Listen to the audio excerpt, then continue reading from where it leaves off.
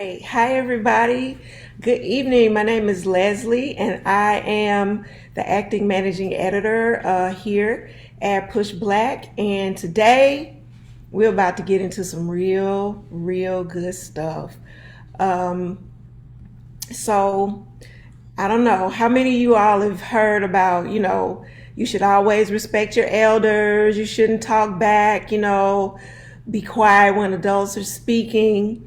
We're going to talk about that and we're going to challenge that today. In this episode, we're going to examine the thinking behind respecting elders, how it affects communication and child rearing, and how we can negotiate this part of our culture and have a future that includes both respectful and culturally aware adults. I am so pleased to introduce our guest today, Dr. Rava Hines. She is not only our expert here, but she's also a very good friend of mine, and she's amazing. She's the vice president of Assisi House Inc. and the founding director of the Red Stick Bras and All Project. She holds certifications in community-based storytelling, narrative therapy, healing arts, healing body and mind, group facilitation, and youth mental health. She's keenly interested in utilizing storytelling and healing arts for empowerment and resiliency among marginalized groups in her community. Her interests include examining inequities among marginalized populations and the intersectionality of race, gender, and class on a variety of social policy issues and their politicization. Big word. She's published in the areas of equity, environmental racism and health, environmental justice movements and mobilizations, public housing, health and housing, disasters and its intersection with race, gender, and immigration and race. And in addition to her publications, she's presented at national and international conferences. She currently serves as a commission member of Governor Edwards' Louisiana Women's Policy and Research Commission, the Equity, Diversion, and Inclusion Committee member for the Interdisciplinary Research Leader Network, and a Unum Policy Scholars. And she was an institutional partner member to Mayor Brooms of Baton Rouge, Louisiana's Commission on Racial Equity and Inclusion, and a recipient of the Robert Wood Johnson Foundation's Interdisciplinary Research Leader Fellowship. And on top of that, she knows all about culture and respect and parenting. And so we're just going to hop right on in. Dr. Hines, Rava, welcome. Oh, thank you. Thank you for having me here. I'm really excited to be a part of something that I have struggled with as a child and as a parent, growing up in two different cultures. So I'm really excited to be here and be a part of this really important conversation. Thank you for joining us. This is actually part 7 of a series that we've been doing on generational trauma. And if you guys are interested in seeing parts 1 through 6, each with different topics, where we've covered everything from whipping all the way to the church and its role in oppression, you can visit us at We Are Push Black on Instagram, on TikTok, and also you can visit us on Facebook to catch up on those lives. All right. So Rava, I heard you say something. We just gonna jump right on into it because it was the same thing. Like when I was young, I used to get in trouble all the time for talking back. Um, and the way that I saw it, I wasn't talking back.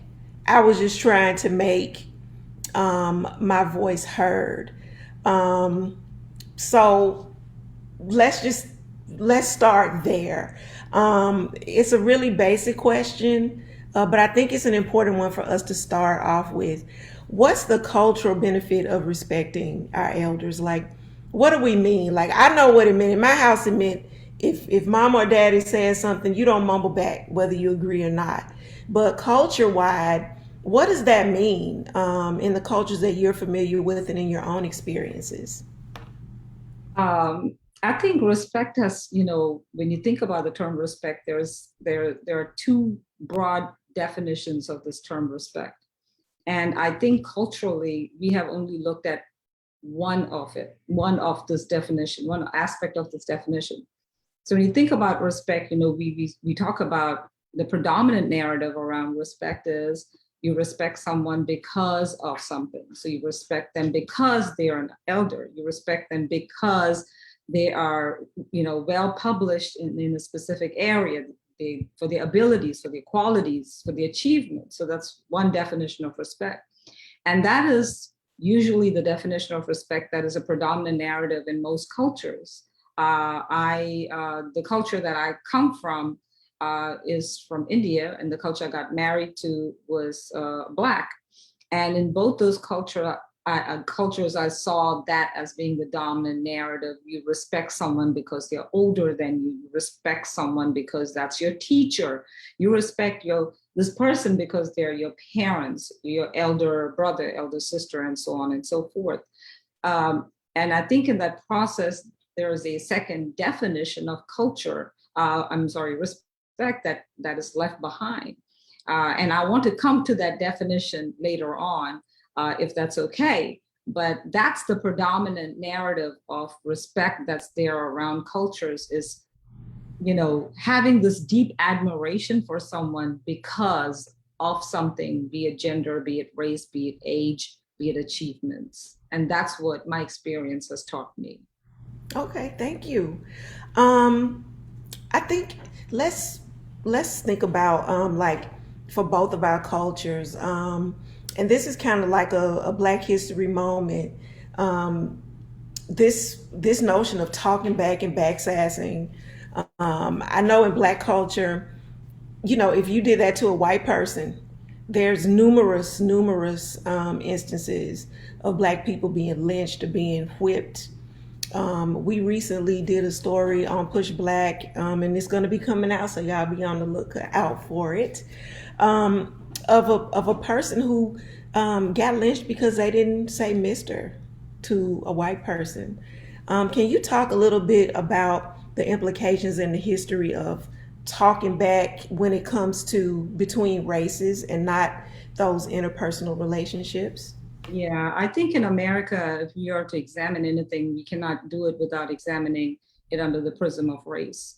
I think American history is aligned very closely to the history of race. And so if you look back to the times of our beginning, to the time of slavery, or to the times of the indigenous people in America being colonized, slavery was the beginning point of this concept of not being able to talk back to white people, right? It came with some very dire consequences. And so that was one narrative of the government.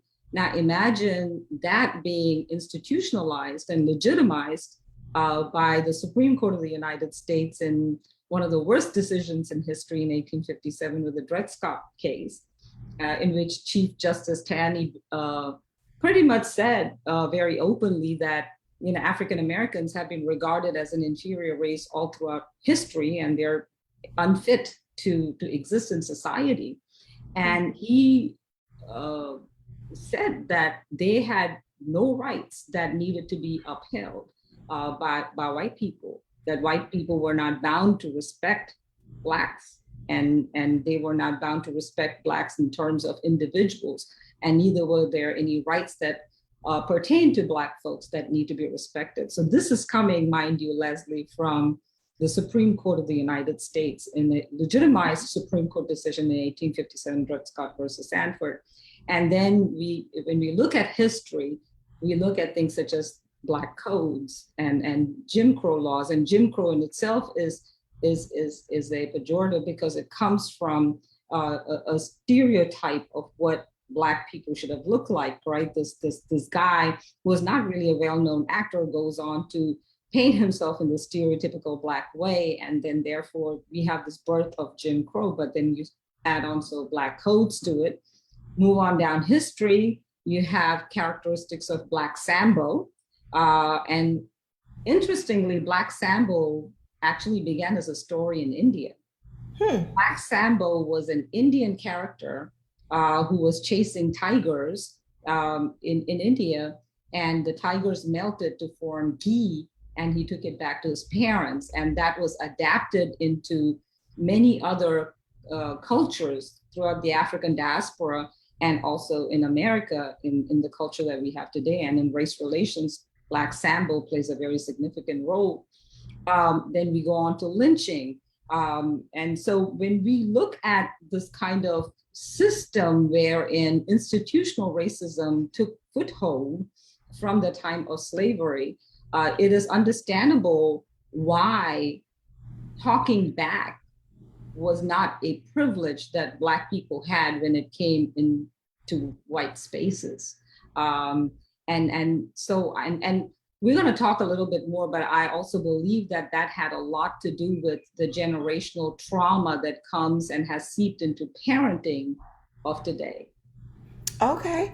You know what? That's actually a perfect segue into that because in some of our previous lives on generational trauma, and this was the one that we did on whipping, we learned about how how before colonization, black people didn't whip their children. Children weren't beaten, and that was something that was kind of a leftover that was brought to us. And so now you're saying sort of those same types of things have spilled over into parenting. So good, I'm gonna ask you a parenting question. How does that show up? How does this notion of respecting elders or, the threat of not talking back or having sass mouth as we speak to older people, how does that show up in the way that we parent our children and in other parts of our culture? I think, and as you pointed out, when you West African cultural history does not have any indication of whipping as a practice. It began in America with slavery when Black children were whipped by white masters, by white slave masters. After slavery, it continued through the form of Black child labor. That was an important part of our economy. And as a parent, when you think about when you belong to this group of people who have lived in constant fear of themselves and their children, I think we begin to understand then how trauma has translated itself into thinking that being cruel and being punitive and whooping might actually be an expression of love and as an expression of like a mirage of caring. Black parents live in constant fear of police brutality, in constant fear of the subtleties of Black codes that still exist today. And we have translated that to mean that if we don't get our children in line, then they are going to be in trouble tomorrow. So, this thing about, I rather you cry now than me cry later is something that, a variation of which I grew up with too. So when your mama whooped you, it's not because she hated you, it's because she wanted you to learn a lesson, because tomorrow then it's going to save you some tears. So that comes from the tears that they're projecting, are these tears of fear and uncertainty of the future and of navigating in white spaces. So I think when Black parents themselves have been a part of a dehumanization process from the beginning of slavery that has never been addressed, that trauma has continued over time to seep into what I rather beat my child now and they get in line than me keep quiet. But what that has done, as we all probably know, is perpetuated a system of lack of self-worth and perpetuated a system of violence that exists in our society and our community. Yeah, thank you for that. Both of us are, parents of Black children or, children who live the Black experience. So I think that that's an important thing that Black parents understand, that those fears and those things are absolutely normal. But sometimes the way when we talk about, talking back and bringing in sort of that whiteness, that white supremacy, it does color and it continues to perpetuate the violence, because it was from a violent system. I want to switch gears a little bit, and it's sort of in that same vein. Now, I'm a good Southern girl, and I grew up having to say yes, ma'am, and no, ma'am to my elders. And even though I am good and grown, I still say yes, ma'am, and no, ma'am when I see an elderly person, or even some of my colleagues. Just that ma'am and that sir, just as showing deference as a sign of respect. What's wrong with that? There are parents and people who are saying, well, I'm not going to say ma'am and sir to you. I'm going to say yes and no. Or they don't teach their kids to say ma'am and sir. What's so wrong with somebody actually showing that deference of ma'am and no ma'am, or sir and no sir? I think the problem lies when you start thinking about the historical origins of language and historical origins of culture and historical origins of where we are as people. And when you think about the tumultuous history of our country, and especially during those very frightening times of lynching in America, where you had black codes and where you would be threatened and killed, if you looked at a white person in the wrong way, or what might be you batting your eyes mistaken for a wink, or you were in a certain part of town during a certain time, then I think it starts making sense as to why certain things are done in our society. And I think when you think about language and showing deference, I think there is nothing wrong in calling someone a ma'am and calling someone a sir. But I think it is also important to understand the origins of where the ma'am and the sir comes from. And I think we are all very clear as to where those origins come from. And I think that's where the switch needs to kind of take place. Is it coming from a space of respect because that is what you want to, call this person, or is it coming from a space of dehumanization and white supremacy? Because if it is, then we need to recognize that as well. So I don't think there is anything wrong in calling your parents that, but also understanding if you're requiring your child to call you a ma'am or a sir as a mother or a father or a grandparent, to know where that's coming from, and then making that choice as to do you want to perpetuate that part of history. Wonderful. We have a comment from the audience that said, whipping your unruly child is older than the American history is biblical, as is respect for elders. And that's absolutely right. We actually, one of our lives addressed that. And thank you for that comment. So while we're talking about that comment, what are some ways that we can respect our elders that don't necessarily involve those ways of invoking that white supremacy, or invoking that I don't know the best way to say it, that self-deprecation in showing respect? What are some ways that we can do that don't call on those traumas? And I think this is where I want to focus on that second definition of respect. So that first definition of respect is that, this deep admiration you have for someone because of something, because they're older than you, because your parents. You should respect me because I'm your mother. You should respect me because I'm your teacher. You should respect me because I'm much older than you and I know better than you. So those are the because of definitions of respect. And then you have the second definition of respect, which is just having due regard for someone, for their feelings, for their rights, for their traditions, for their wishes. And that's that second definition of respect that I think does not get pushed out there in society. So just respecting humanity is what it comes down to, right? Respecting someone not because of an accomplishment or because they're an elder, because we all know in history there have been a lot of elders and a lot of people who are older than us who have been very demonizing.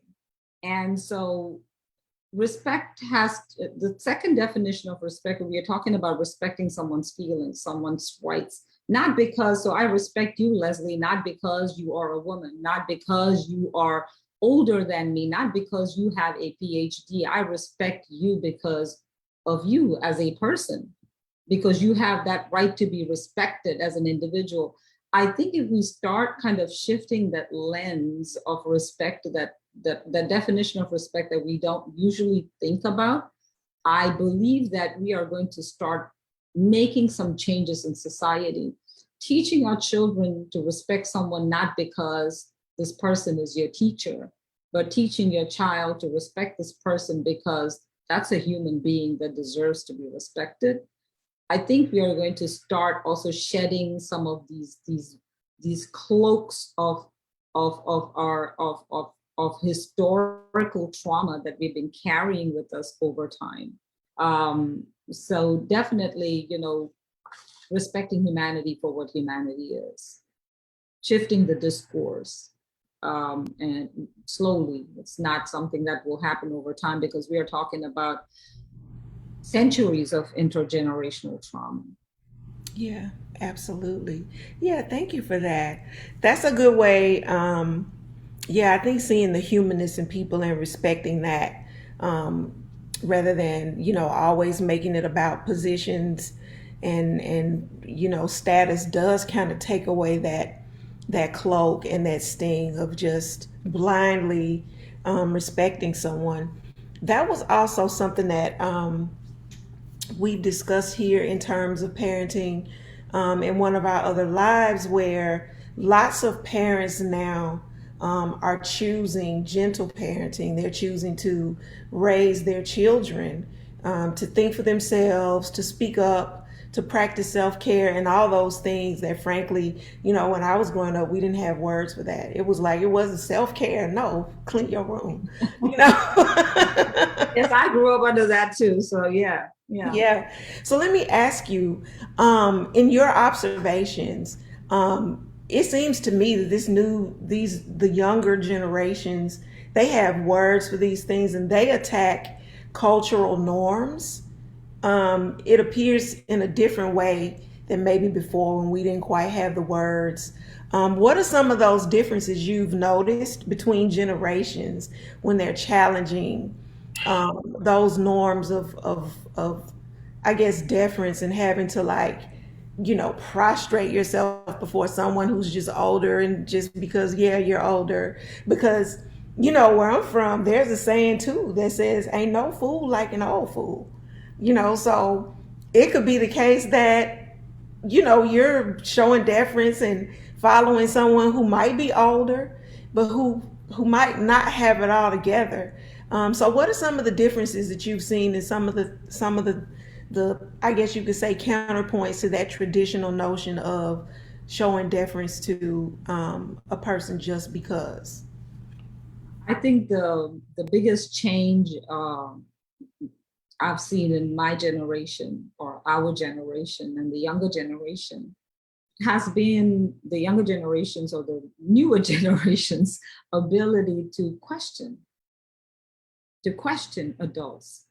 And I think this questioning is something that we are not used to. I remember growing up and asking my mother on several. I was very rebellious. I was a rebel, and I paid very heavily for it. I got a lot of whoopings as a result of that. And you know, when I would ask my mother why, she would tell me, "I didn't ever ask my mom why. I did it, and so therefore you do it, and that's how it works." And that was the end of story. You did not ask any questions after that. You did it because your mother told you, and you knew if you asked one more question than that question, you knew what the repercussions of that would be. The newer generation, I admire their ability to boldly ask questions, to challenge adults. And I think for people from our generation who have not done that, it takes some getting used to, because we see that not as a quality of individuality, but we see that as a quality of being disrespectful. And as I sit here, I know as a parent, I struggle with that. I know growing up, I would never correct my mom or dad. I would never correct my teacher. But the youth of today think, youth of today do that. And that's an admirable quality. And I'll tell you why. Change cannot come unless you question the ways of the past. And so that's a very admirable quality for the youth to have today, to come and say, I don't agree with this. Why are we doing this? Why not we do this differently? Have you thought about this? Or just tell you plain straight out, this is wrong. I don't agree with that. So I think instead of seeing these as challenges and seeing this as the generation being disrespectful, I think this is a great quality to have, because these are the strands that then begin to change society as a whole. But also, having said that, I think as adults in the society, as we admire that quality of our younger generation, we should provide for them the pathway to do that in a very positive and nurturing manner. Okay, that's a good point. Can you say more about how we can make that this a nurturing environment, so that those voices can develop, so that we can continue to create generations of people who actually do question things and who actually do stand up for, for their beliefs? Can you say more about what that environment would look like? Yeah, I think that environment would be an environment. I think we're experiencing that today. To tell you the truth, we're experiencing that today with young Black men and women coming forth and saying exactly what they believe. And I think we've had that with every generation, right? I think every generation has done that, to the shock and dismay of the generation before. I know our parents did that in their own way to their parents, and I'm sure their parents did that in their own way and dismay of their parents. I think every generation kind of has done this over time, and each generation feels like the generation after them is quote unquote disrespectful, or asking too many questions. But I think you know this can be a very positive thing, and I think one main thing needs to happen for this to take place in a very in an environment that's conducive to everybody. And I think that is just honestly being able to speak and honestly being able to listen, and to do it in under the context of respect. And that is that second definition of respect, which is, I am going to tell you how I feel. And I'm not saying this to you because I don't value you as a human being, but I value myself also as a human being, and I value you as a human being. And these are conversations I need to have. So I'm going to say this to you. And then the onus on the other person, which is the adult, is to say, I am willing to hear you. I am willing to sit down here and not feel disrespected, and understand that you are valuing the humanity in me, and trying to make a change. So I think it's going to take both these parties to come together to have these conversations, knowing that communication is the key. And I think adults bear some responsibility in this. We bear some responsibility in making it a safe space for the youth to speak their minds without feeling that just because we disagree, that means there is no love, or there's a lack of respect, right? Yeah, So it's that's on us to kind of create that atmosphere around us when we are having this conversation, where we encourage them to speak their mind in a safe space, and to provide them the tools to do it in a respectful way. But we have to be open to listen to them as well. Yeah, that's a very good point. Because it also seems like, well, it doesn't seem like it is in our current environment. Disagreeing with people is just very ugly. And I know that can spill over into our families and in the way that we talk to people and in the way that we have relationships with one another. And it seems to be, something that we keep internalizing. Just if I disagree with you, then you're automatically wrong and you're stupid and you're crazy. And I have to hate you because we don't see eye to eye on this thing. So let me ask you this now. I think that my brother would appreciate this question because when we were younger, I was a lot like you in that I would talk back, not in an ugly, hateful way, but in a way if there was something that I didn't agree with or something that I questioned, like why do I always need to wash the dishes? My brother eats as well. Shouldn't he wash the dishes sometimes? Shouldn't if it's a learning experience for me to wash the dishes, why shouldn't he have to wash the dishes? All of those types of things. And you know what he would do, he considered himself smarter than I was on these things, but I just considered him to be a kiss up. So I'd be interested in what you thought about this. So he would say it's not even that serious. Just agree with what they say and then do what you want to anyway. And just keep the waters calm and don't push back against someone who's not going to agree with you, or just defer, yes sir, no sir, yes ma'am, no ma'am, and then whatever, going about your business, just to like keep them quiet and out of your business. What do you think about that? I guess what I'm asking is, what would you say to those who say at the end of the day that it's not that serious, that we should just listen to our elders to appease them and then go do what we want to do anyway? That is also a way to do what you need to do in life, right? So that's passive resistance. You know, a, a variation of what Mahatma Gandhi did in India, which is civil disobedience. You're not violent.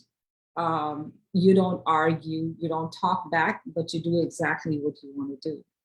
Um, and civil disobedience led to us finally getting independence in India. So apparently there's some wisdom in that. Um, so that is a way to get what you want. But I think the problem with that is that you then don't end up conveying to your aggressor what is it that needs to be conveyed. So, and that's why I think kind of like, expressing yourself as this generation does, as we have done, as each generation has done it according, we have some boundaries that we have not crossed. And I think each generation crosses that boundary and gets to the next rung of the ladder. And then we just keep moving. And that's the beauty of societal progression. It's made because of those rungs of ladder that we keep pushing forth each generation. Uh, Passive resistance is wonderful, but it doesn't get to the heart of the matter as to then beginning to. So there are a couple of things, right? Why do we do these things? So when I'm speaking out, when you do something, um, I probably want to have a long-term solution to this. So I think passive resistance will give you a short-term solution, meaning, yes, you get away with this, and tomorrow something else is going to come up along the same lines, and you're probably going to do this way. And your parents are going to get upset at you because then when you have done exactly what they told you not to do, you will get found out. And you will get a whooping or a talking or whatever it is that is going to come as a result, or the infamous "I told you so" if everything goes wrong. But it doesn't kind of address the cause of what is perpetuating that behavior. So if you really want to bring change, I think you need to have those difficult conversations and say, that is wrong. And it takes a lot of guts to do that, to stand up and say, that is wrong. I don't agree. And I'm not going to put up with that again. But And I think it's way better because then you can actually, especially in a parent-child situation, and then again, this is with the assumption that both the parent and the child, that the parent is open to these conversations, because at the end of the day, the parent has more power over the child. And I think we as parents all understand that. And so we get into this conversation with our children, knowing that we have more power, and therefore it is our job to make it open for them, safe for them to say what they have to say. Then I think we are actually moving toward, as a unit, as a parent and a child, as a unit, toward shifting and making change. Versus the passive resistance, which I feel is a child being really afraid to speak their mind, and therefore choosing to not say too much just so that they could move on. I don't think we are teaching them the right thing by that passive resistance, because nothing is solved. It's a short-term solution. I don't think it's a long-term solution. Understood. Understood. So let me ask you something more about the parent and the parent-child dynamic. And I know you have a background in storytelling, and I know that you do a lot of healing artwork, and you do things around narrative therapy. You work with a lot of stories.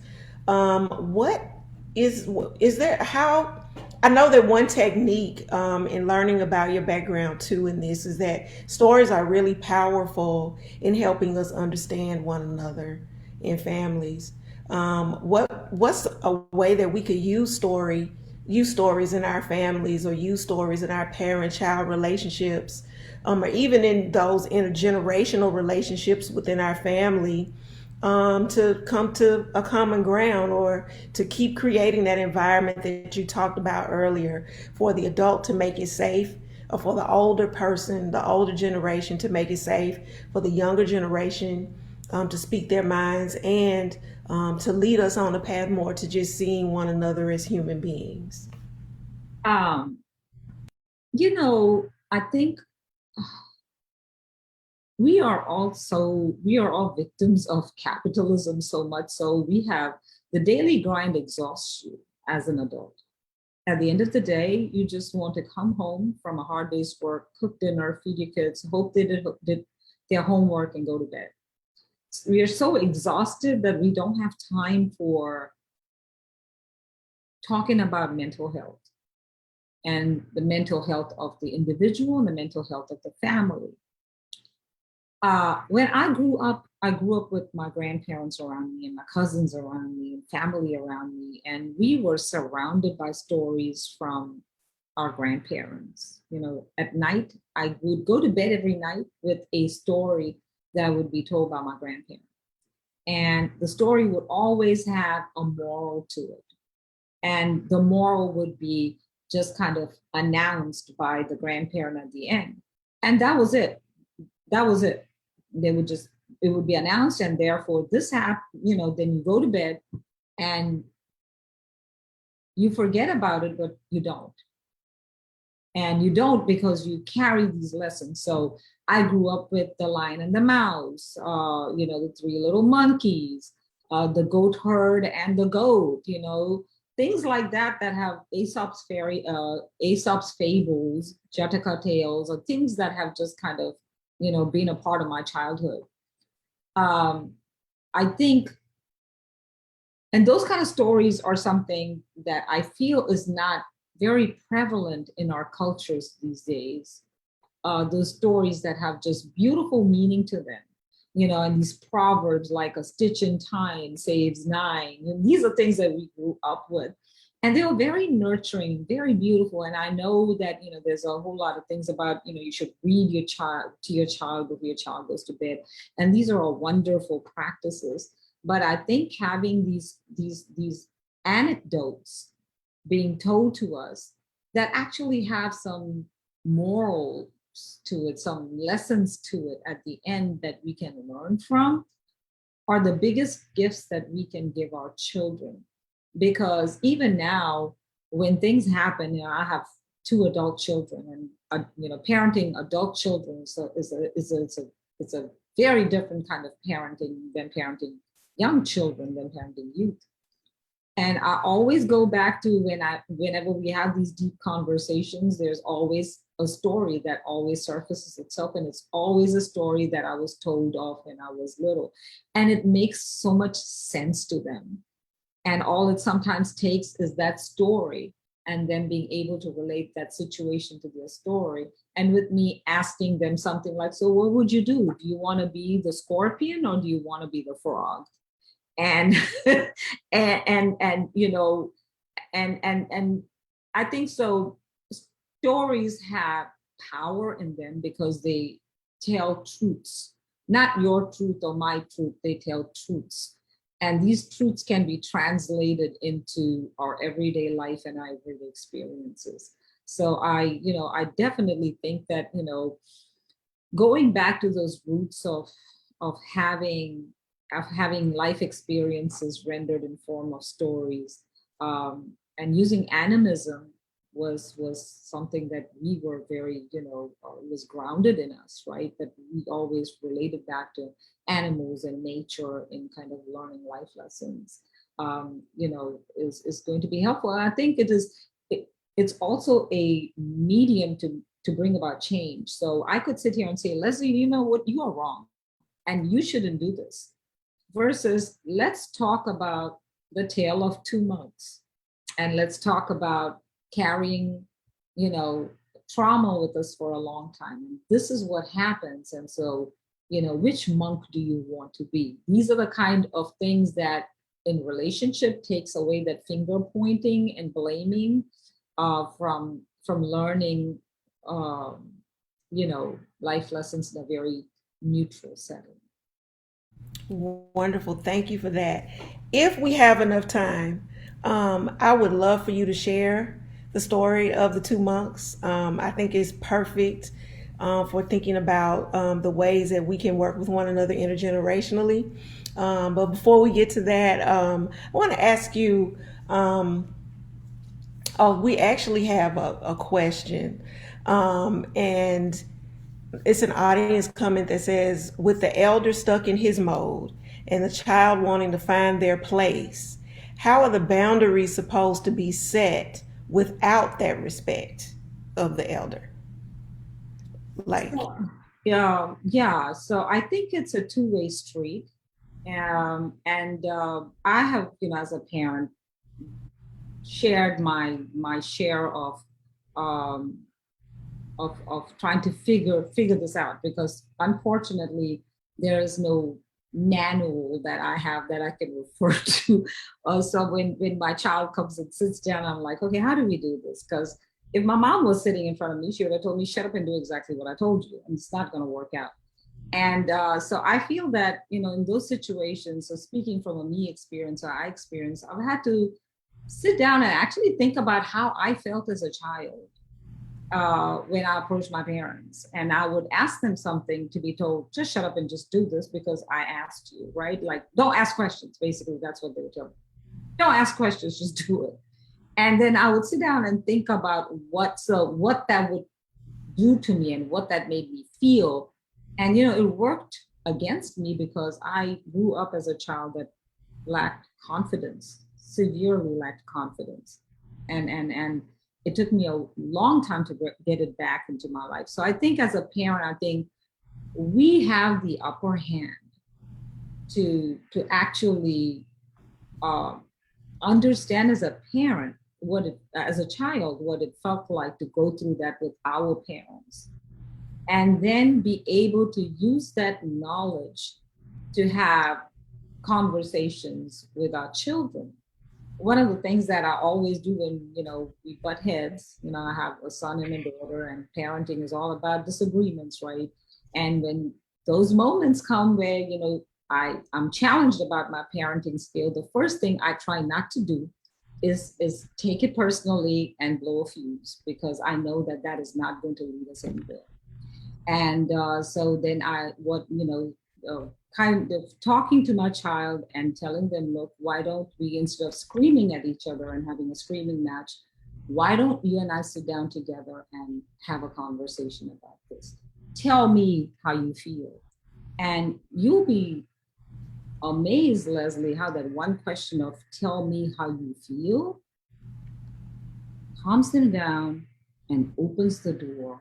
And I was surprised as a parent when I was told how my child feels about things, about how I had been blind to them. And it allowed me, therefore, to appreciate where my child was coming from.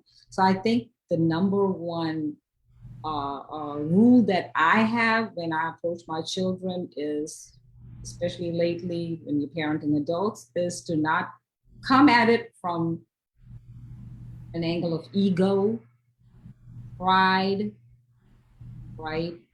Humiliation, um, being snarky. These are things that I put to the side. And I've realized if I come to the table and say, look, I'm here and I want to hear you. I want to I want to know what your feelings are. You are important to me and I love you. So tell me how you feel, and I'm going to tell you how I feel. And I hope that we both can come together because our relationship counts.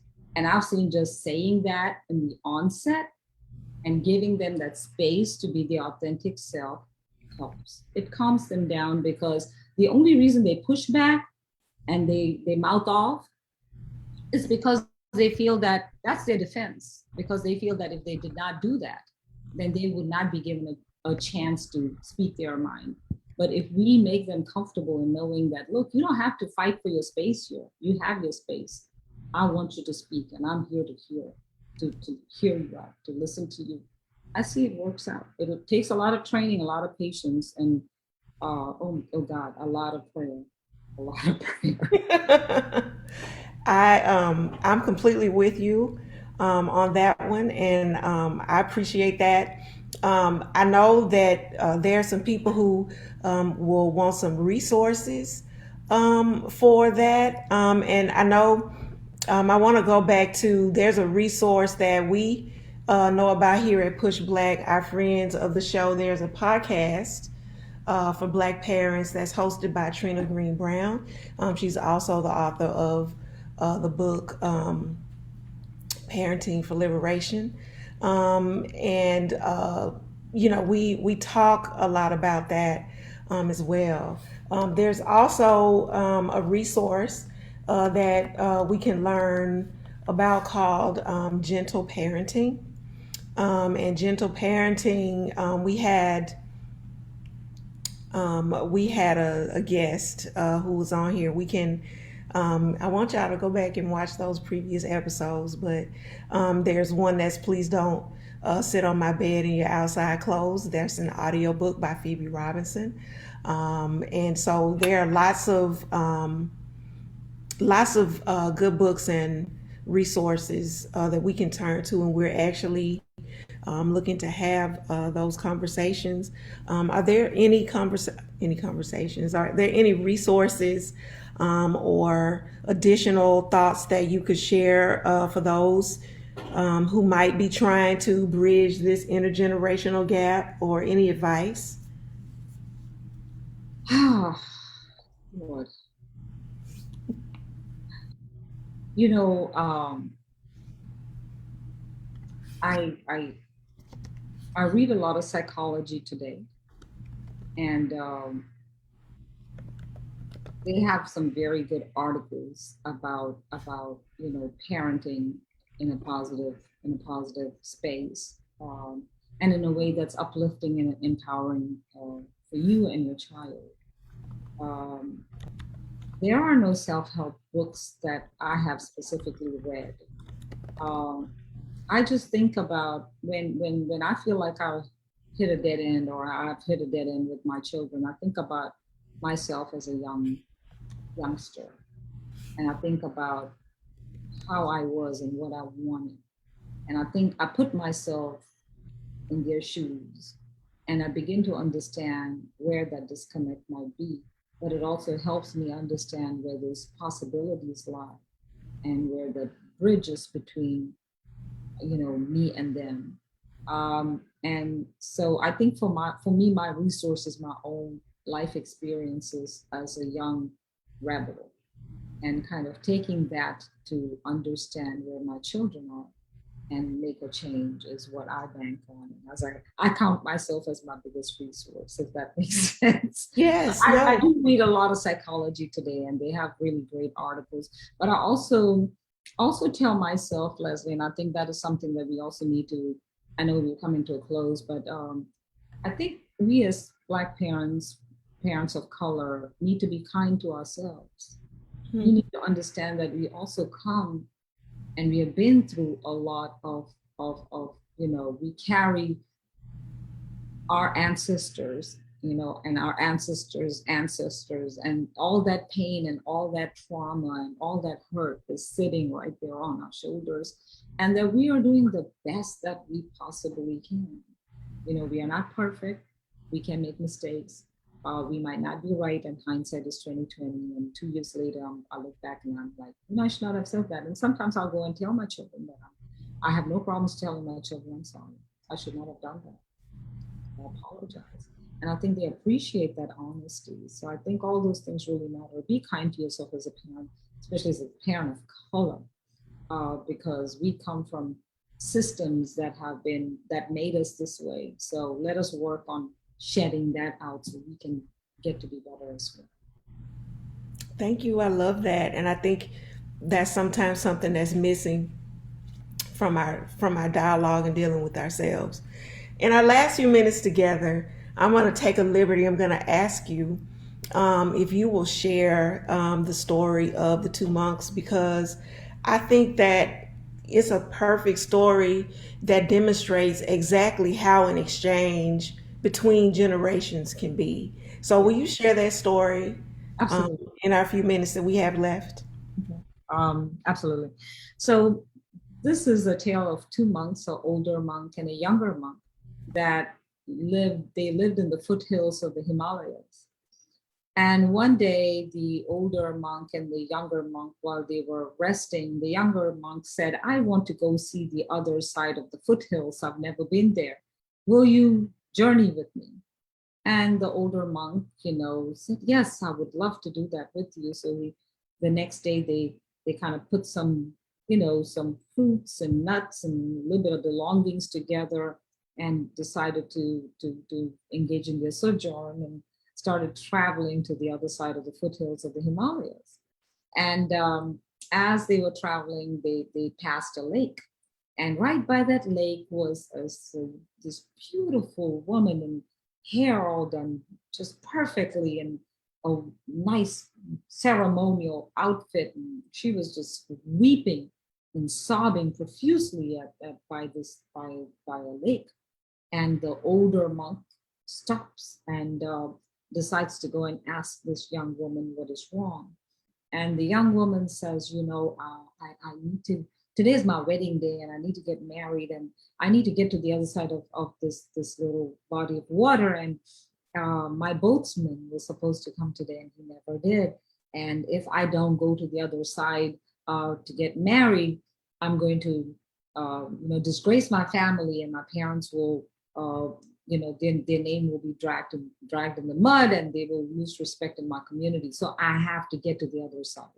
The lake is not deep, but my dress will get wet. So the old monk says, "Don't worry, I got you." And he lifts this bride up gently, places her on his shoulders, and he wades through this water, takes her to the banks to the other side, gently lets her down.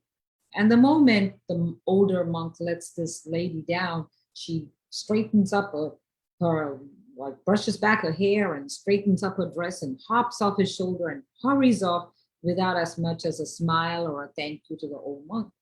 And the young monk is sitting on the other side of the banks of this body of water, watching all this happen.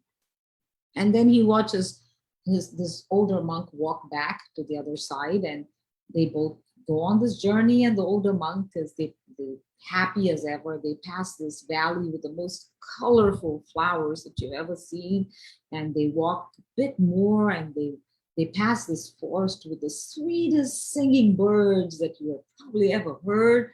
And they keep going, and they have this amazing waterfall with the most magnificent rainbow. And And the older monk is just smiling at all of this, and the, he's just taking it all in. And all the time while this was happening, the younger monk is walking with his hands crossed and his face frowned and tight and his lips pursed and just shaking his head and muttering. And they finally get to a resting point, and they stop at this resting point to eat a little bit of fruits and then drink some water.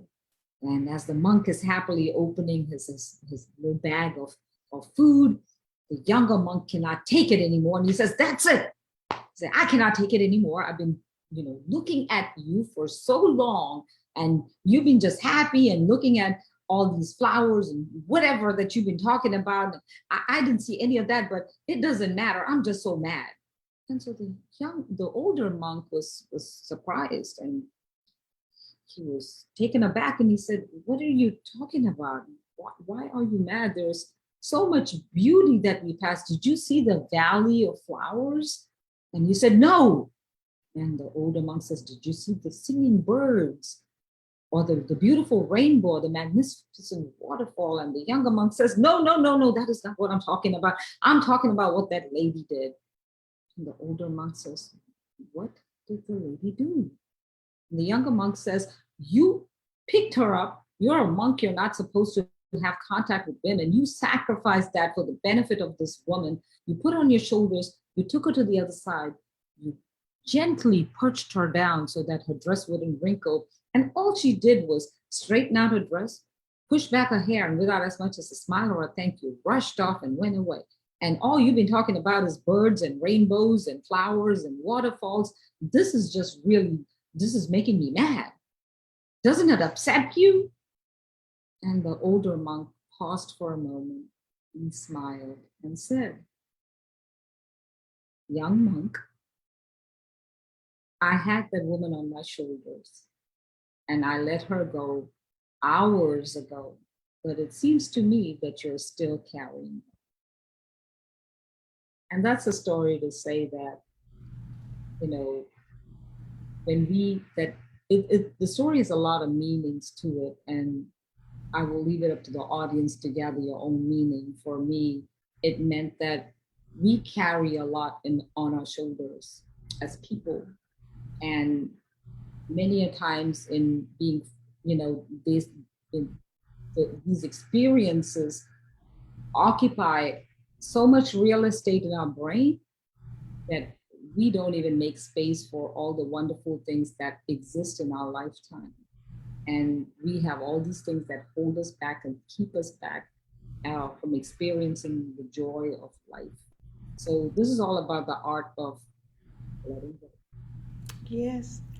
Thank you. That story is so dope. I just wanted our audience to hear it. And I love the exchange between the older monk and the younger monk. And, it gets to the questions of there was discipline in that statement, in that story, as well as respect on both ends. So, Reba, thank you for joining us today. Thank you for your time and expertise. It's a pleasure as always. Anytime I get to chat with you, it's beautiful. I want to thank those of you who tuned into us today. Again, this has been part 7 of our series on generational trauma. Do go back to our Instagram page or our Facebook page. We are Push Black or Push Black, and see what we talked about in the first 6 series. So y'all have a good evening, and thank you. Thank everybody. Take Thank you for care. having me here. It was pure pleasure. Thank you so much. Bye-bye. Bye bye.